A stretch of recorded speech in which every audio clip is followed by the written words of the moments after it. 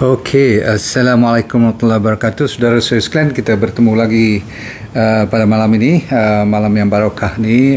Kita nak cerita satu topik yang agak jarang you dengar dan kemungkinan ramai yang tak perasan benda ni adalah satu situasi yang agak ramai pesakit. Cuma seperti mana penyakit-penyakit orang kata apa, psychiatry atau penyakit psikologi, mental illness ni, ramai orang yang tak suka cerita ataupun tak mau cerita.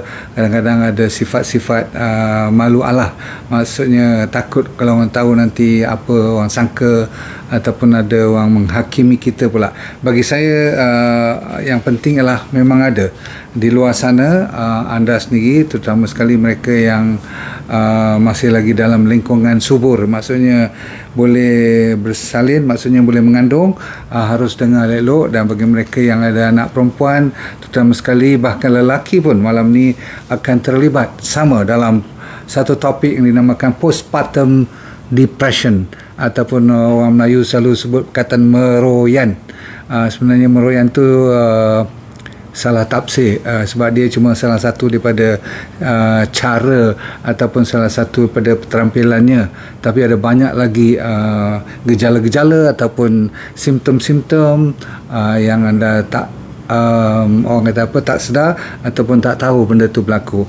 Bahkan ramai orang silent, faham tak? Dia jadi senyap, dia tak mau cerita. Jadi saya nak bongkarkan malam ni, semoga kita dapat memberi sedikit kalau tidak pun sebaik mungkin. Kalau kata sedikit tak sedap, saya cuba bagi sebaik mungkin cara bagaimana masalah ni boleh kita atasi dengan cara yang profesional, dengan cara yang bukan sonok-sonok saja, pakai cuba-cuba, sebab dah ada cara-cara yang telah dibuktikan boleh menghasilkan kesembuhan. Itu yang penting. So bagi anda yang dengar ni, jangan anda putus asa, sebab penyakit ini merupakan penyakit, bukan satu situasi yang direka-reka, bukan kita nak buat-buat, tetapi semacam penyakit bipolar, penyakit skizofrenia, ya, penyakit-penyakit depression ataupun masalah anxiety dan sebagainya, itu juga merupakan setiap spesifik penyakit itu ada dia punya harapan dan dia punya cara menyembuhkan penyakit itu. Tapi malam ni kita cerita khas untuk wanita yang dah baru lepas bersalin. Ni ceritanya postpartum. Post maksudnya selepas, partum maksudnya bersalin. So selepas bersalin, apa yang boleh berlaku kepada ibu, yang penting sekali kepada wanita-wanita yang terlebih lagi yang ada sejarah dalam family mereka ada masalah-masalah mental disorder ni. Kita nak kena cuba betulkan keadaan. Boleh? Okey, kalau boleh anda sediakan dengan pen dan pensel, dan kalau boleh tekan like and love and share. Sedikit banyak ke orang yang nak sudi dengar topik macam ni, jangan heran, sebab ada orang menunggu.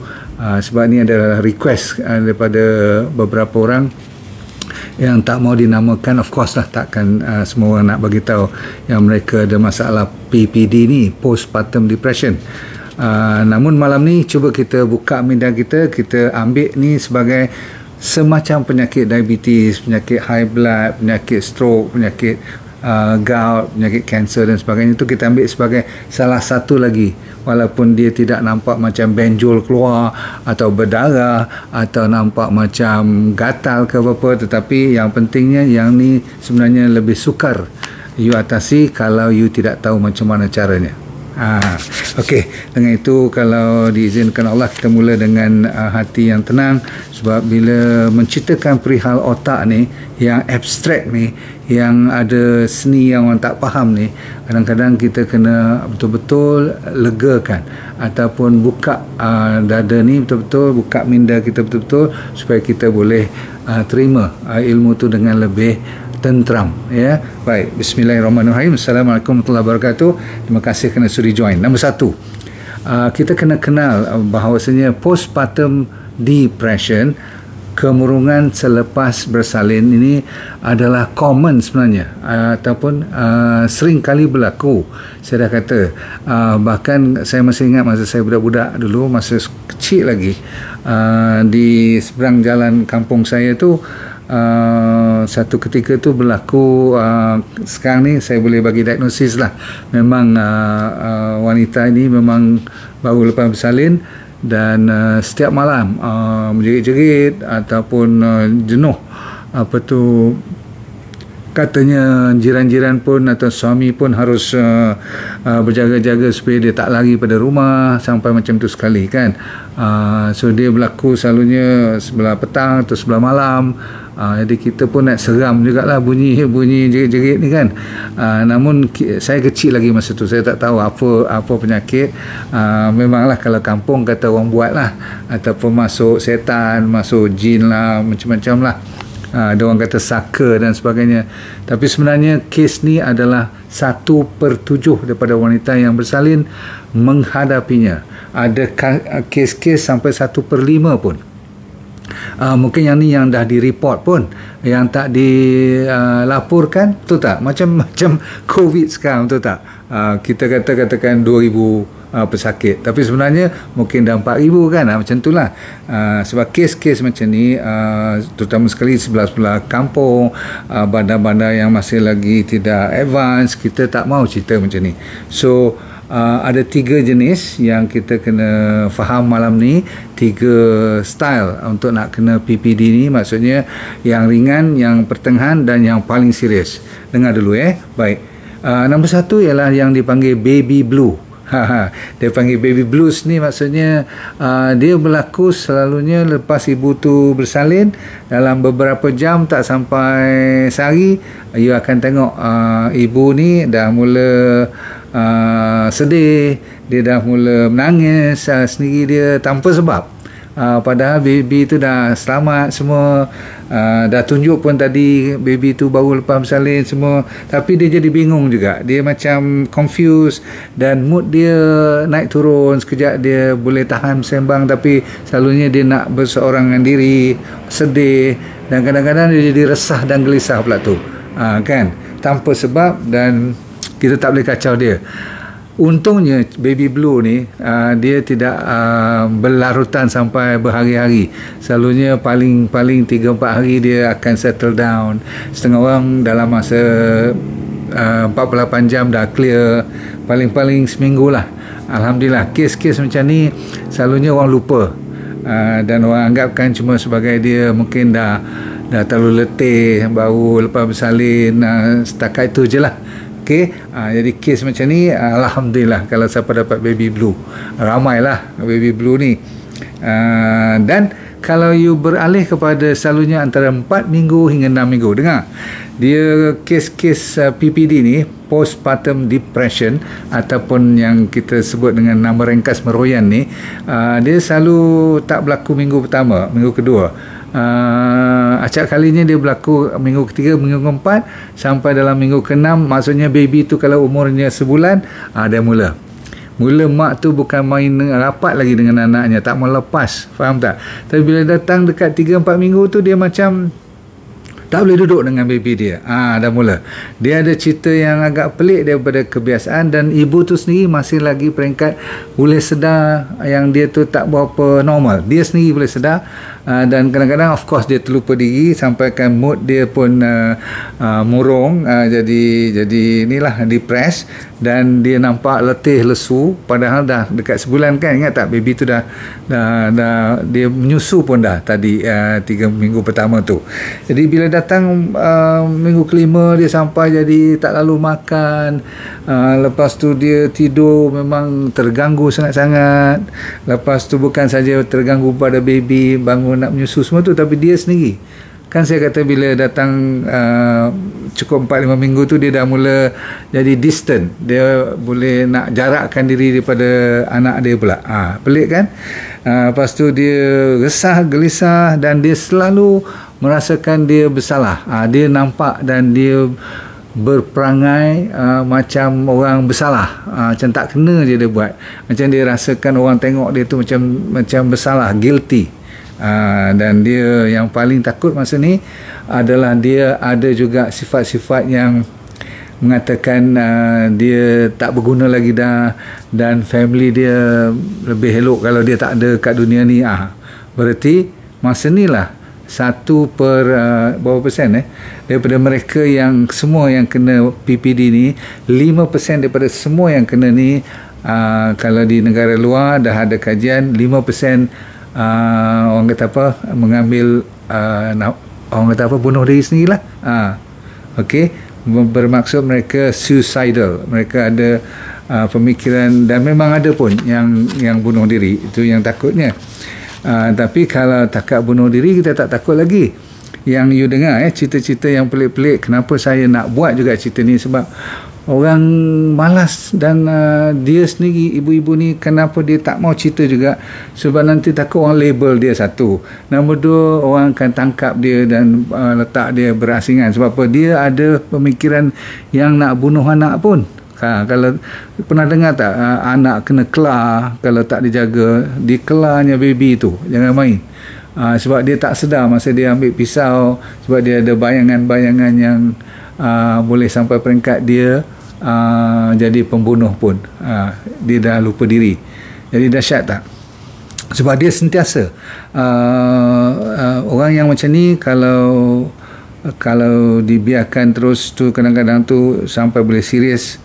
Kalau bagi ubat pun kadang-kadang dia tinggalkan ubat tu, sehinggakan 50% daripada mereka yang sengsara penyakit ni boleh berlarutan sampai lebih daripada setahun. Ada 30% daripada mereka semua ni dibuat kajian sampai 3 tahun lebih pun ada. Masih ada lagi ruang-ruang yang belum ditutup. Maksudnya dia masih memikirkan what if, apa jadi kalau baby tu jatuh, dia jadi fobia pula. Ada kes-kes macam tu. Apa jadi kalau saya tinggalkan dia kat tempat bilik ni, nanti katakan kucing kat luar datang, dia boleh fikir benda-benda yang macam tu, gigit baby dia. Lepas tu kan saya kata tadi, sentiasa memikirkan lebih baik dia habiskan nyawa baby dia pun macam tu.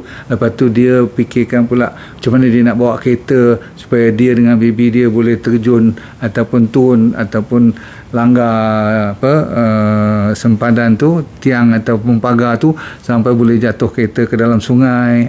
Ni kes-kes macam ni. Sebab tu dia memang rasa bersalah. Kalau masa dia sedar sikit, dia rasa dia bersalah, dia rasa malu, dia rasa dia seorang ibu yang tak bernilai lagi dah. Jadi dia punya fokus tu lebih kepada kadang-kadang yang takut sekali. Kenapa dia tak boleh cerita? Dia tahu kalau dia cerita, orang mesti asingkan dia daripada baby dia. Ingat, bila dia sedar, dia mau balik duduk dengan baby dia. Dia nak rapat balik dengan baby dia. Itu isu dia, kan? Jadi tuan-tuan sekalian, kita kena prihatin dengan kes-kes macam ni, sebab kalau kita biarkan, kesian dia orang. Saya ingin mengatakan ini bukan salah ibu mengandung.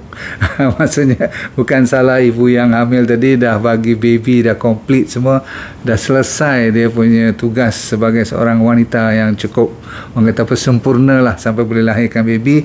Tiba-tiba Tuhan duga dia dengan satu penyakit yang dia tak tahu macam mana nak handle.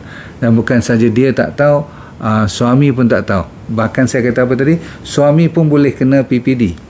Suami, husband boleh kena postpartum depression. Dia pun boleh jadi masalah depres. Kadang-kadang bukan isteri yang kena PPD, suami yang kena PPD. Jangan main. Kalau dua-dua kena, tak adil pula lah, kan? Tuhan tu dia bagi-bagikan penyakit. Kalau suami tu banyak memikirkan tentang kadang-kadang finance, kan baby dah lahir, kadang-kadang dia tengah pening kepala, masalah ekonomi lagi, masalah nak jaga rumah, nak masak, semua tu kadang-kadang isteri tak boleh handle, dia yang bertanggungjawab. Jadi dia stres, dia rasa tidak ada harapan untuk dia mengendalikan masalah ni. Dia jadi seorang pemarah pula. Lepas tu dia pun boleh memikirkan tentang soal-soal nak bunuh diri semua ni. Bahaya, kan? Masalah kalau dia dah ada family yang ada mental illness, lagi senang dia kena. Okey, lagi pula dia pun tak dapat tidur yang sempurna sebab kelahiran baby tu. Baik, itu orang lelaki. So orang lelaki jangan nak sombong, kita pun boleh kena kalau sewaktu isteri baru lepas bersalin tu, kan? Alah, masa isteri mengandung pun kadang-kadang husband yang kempunan asam lah, mango lah, macam-macam, kan tu. Baik, balik kepada satu lagi cerita, itu dipanggil postpartum depression. Nanti saya cerita balik macam mana nak cuba leraikan masalah ni. Okey, tapi yang kita paling takut, jangan you lambat jumpa doktor, sebab tadi pun dah ada kes-kes yang boleh sampai bunuh baby, sampai dia sendiri terjun ambil nyawa dia sendiri kalau tak diselamatkan oleh family ataupun tak dibawa jumpa ahli-ahli atau pakar-pakar psikiatris. Kalau perlu tahan kat hospital, kena tahan dulu sebab semua ni boleh diubati. Ramai kes-kes macam ni dah pulih. Ada yang lama sikit lah daripada kebiasaan. Kadang-kadang ubat tu kena ambil bertahun-tahun supaya dia tidak apa orang panggil relapse. Tetapi ada 2 daripada setiap 1000 orang yang kena penyakit PPD ni, ada 2 daripada mereka yang lepas beranak ni, dia boleh sampai peringkat dinamakan postpartum psychosis. Bila psychosis ni, ini dalam bahasa sebab tu orang tak mau cakap, sebab kita guna perkataan yang kadang-kadang lepas je, orang kata gila lah. Itu maksudnya you dah psychotic, macam skizofrenia semua tu. Kenapa? Sebab kes, walaupun 2 dalam 1000 orang lepas beranak ada kes-kes macam ni, walaupun jarang, tetapi kalau dia tak dapat kita kenal pasti lebih cepat, lebih awal, maka dia lebih dahsyat daripada yang postpartum depression saja. Yang ni postpartum psychosis. Tadi depression, murung. Yang ni psychotic. Bila psychotic, selalunya dia ada 3 perkara atau 3 orang panggil karakter, 3 ciri dia. Nombor 1 ialah dia ada dipanggil delusi. Tahu delusi tak? Delusi ni selalunya ibu-ibu ni, kita fokus kepada ibu yang lepas bersalin ni, dia ada kepercayaan yang pelik-pelik. Selalunya kepercayaan agama lah. Dia merasuk mak-mak ni sampai terlupa kepada anak, dan dia boleh fikir macam dia tu jadi nabi pun ada, dia rasul, jadi dia boleh kontrol satu dunia. Itu dahsyat tak? Ataupun dia percaya benda pelik-pelik seperti dunia ni nak kiamat lah, ataupun dunia ni akan berakhir, so dia kena buat sesuatu yang mendadak, pelik-pelik kan. Ataupun dia percaya kepada semua orang tengah nak anti dia percaya orang semua meluat kat dia pun, mulalah tu. Okey, lepas tu kadang-kadang dia ada halusinasi pula. Dia nampak kamera ada kat atas bumbung rumah dia nampak kat tingkap-tingkap tu adalah orang cuba spy dia. Lepas tu dia percaya pula yang polis akan datang attack dia, ambil dia, tangkap dia. Sebab tu dia nak lari selalu. Sebab tu kalau saya zaman kerja kat psychiatric ward dahulu, memang ward kita tu tingkat 5 kat University Hospital. Tingkat 5 tu tinggilah juga kan. Jadi semua tingkap kena ada apa? Kena ada grill, kena ada besi. Pagar tu macam ada jalur-jalur supaya orang tak boleh lompat keluar. Pasal apa? Dia kadang-kadang bukan nak bunuh diri, tapi dia dengar suara yang suruh dia berjalan ke arah tu, ke arah ni, suruh ambil tu, suruh ambil pisau semua. Masya Allah. Sebab tu tak boleh langsung ada bahan-bahan yang berbahaya, sebab dia boleh buat benda-benda yang pelik-pelik.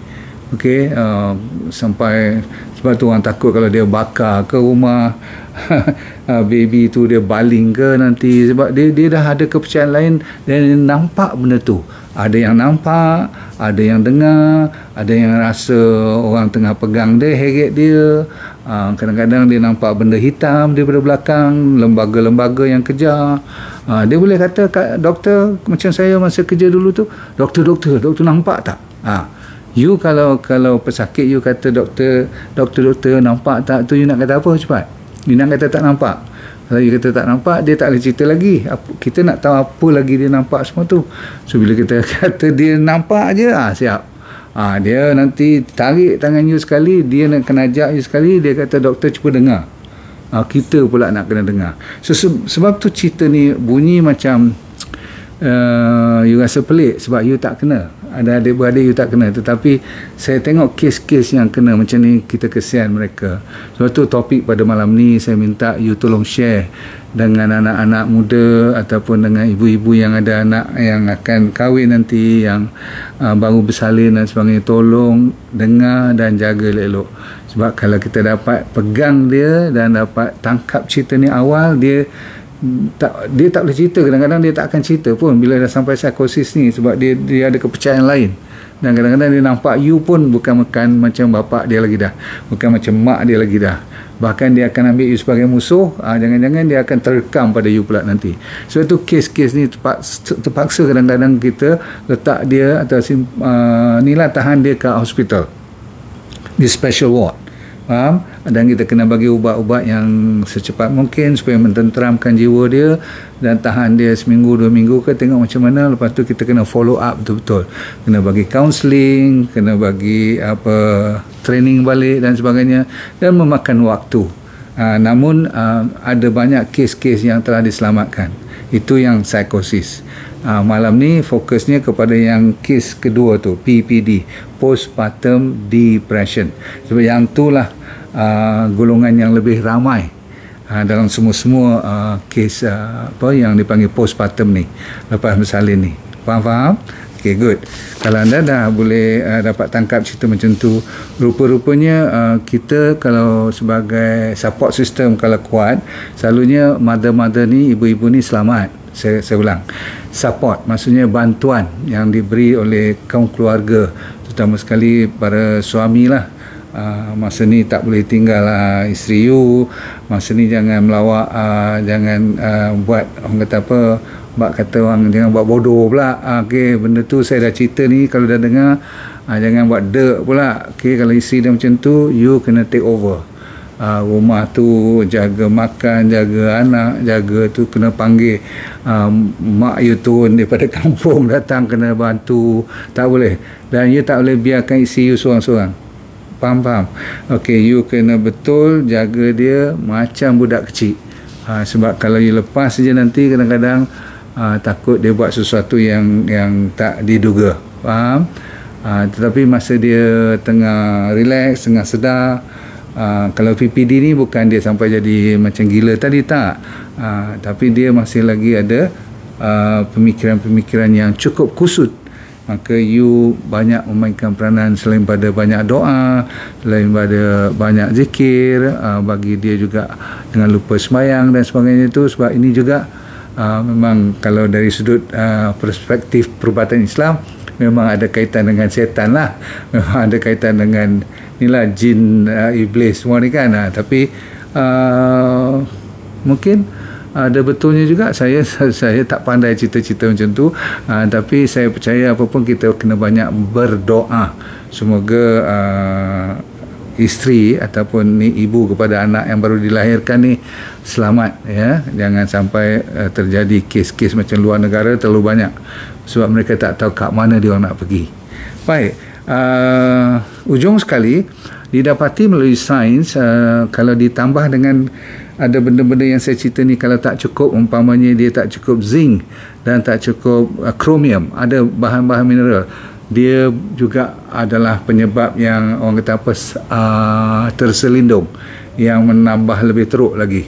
Bahkan memang kajian kata B12 kalau tak cukup boleh menyebabkan PPD juga, ataupun menambah teruk lagi. Dan yang kita bernasib baik, malam ni kita belajar vitamin D3, K2 dan omega 3 memainkan peranan yang paling utama dalam kes-kes yang macam ni. Saya ulang, omega 3 369 itulah kan. Lepas tu dengan vitamin D, D3K2 tu memang terlist kat sini nombor 1 sebenarnya, atas sekali. Alright. Lepas tu blood sugar. Kalau tak kontrol blood sugar, lagi dahsyat dia punya meroyan ni. Okey. Tak cukup tidur memanglah. Kalau tak cukup probiotik atau prebiotik, makanan kita tak cukup serat, dan kita membiarkan body kita ni letih lesu. Ibu-ibu ni tadi dah tahu dia dah dalam ada gangguan ni, suruh juga masak, suruh juga dia tu dah lepas bulan kan sepatutnya macam normal kan, tapi dia masih lagi tak normal. You kena respect dia, kena hormat masalah dia ni, faham? Lepas tu masalah menses nanti lepas 2-3 bulan tu macam mana keadaan dia, ada lagi tak dia makan ubat-ubatan lain macam ubat blood pressure ke, ubat diabetes, okey. Dan penting sekali kalau di ketika yang waktu yang sama ni dia juga ada stres lain. You pula bawa balik cerita yang pelik-pelik. Masa ni kalau suami buat perangai, buat cerita lain, kesianlah kat isteri you, memang dia tak ada chance nak baik pun, faham tak, kalau buat cerita lain. Okey, baik. Environment kena bersih. Saya kata apa, tak boleh isap rokok depan isteri yang tengah ada depression ni kan, ada masalah meroyan ni. You kena belajar sama-sama dengan isteri sekali-sekala buat D&D diet betul-betul, puasa boleh mententeramkan jiwa juga. Okey, dan bawalah berjalan, maksudnya exercise sedikit. Memang kalau keluar peluh tu kata orang keluar endorfin tu bagi keluar masalah-masalah tertekan ni. Cantik kan? Apa lagi? Yang paling penting kalau nak ambil benda-benda cicilan ni, ambil pumpkin seed, biji labu, kuaci labu tu. Kata orang kuaci labu ni boleh menghilangkan masalah-masalah yang super macam ni lah. Sebagai makanan tambahan kuaci labu, pelik tapi dalam tu sebenarnya ada magnesium. Apa saja yang ada magnesium boleh mententeramkan keadaan, termasuklah sayur-sayur yang menghijau ulam-ulam. Alright, kita cukup pada malam ni. Saudara sekalian, saya mengharapkan sedikit sebanyak jangan kes-kes yang meruntum jiwa ni untuk wanita dibiarkan mereka saja yang sengsara. Saya nak anda sekalian membuat sedikit keputusan untuk bantu cerita ni, bagi tahu kepada kawan-kawan sekalian, jangan malu nak cerita kes-kes macam ni sebab nanti terlambat. Sebab ni bukan salah wanita ataupun ibu yang baru melahirkan baby tu. Jangan sekali-kali menyalahkan dia orang. Banyak sebab yang masih lagi Tuhan simpan dia punya rahsia dia. Dan kena ingat, kes-kes kalau kena macam ni, wanita sekalian, you bukan seorang diri lagi dah, ramai. Cuma orang tak mau buka mulut je. Dan jangan rasa malu langsung, sebab tak ada banyak bezanya antara penyakit diabetes, penyakit stroke, penyakit ni lah autoimmune, semua tu itu disebabkan cuma tidak ada masalah mental saja. Kalau dari segi penyakit tetap diiktiraf sebagai penyakit, so you're not alone. Dan you are not a bad mother. Jangan sesekali kata you tidak bernilai, tidak ada harga, ataupun orang semua tak suka kat you. Itu semua pemikiran you, faham? Dan you bukan seorang ibu yang tak bagus. Kalaupun you merasa sementara waktu you kena jauh sikit pada anak you, itu lain cerita. Alright, and ujung-ujung yang sonok sekali ialah penyakit ni pun boleh kita atasi dan banyak harapannya lagi. Okey, dengan itu saya mengharapkan anda semua dalam keadaan sihat walafiat. Jangan lupa mulai besok malam ni pukul 12 kita ada promosi untuk Hari Malaysia.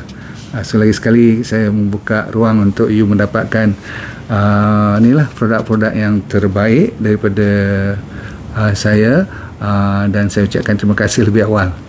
Okey, mulai malam ni pukul 12 dah ada dia punya sales Hari Malaysia.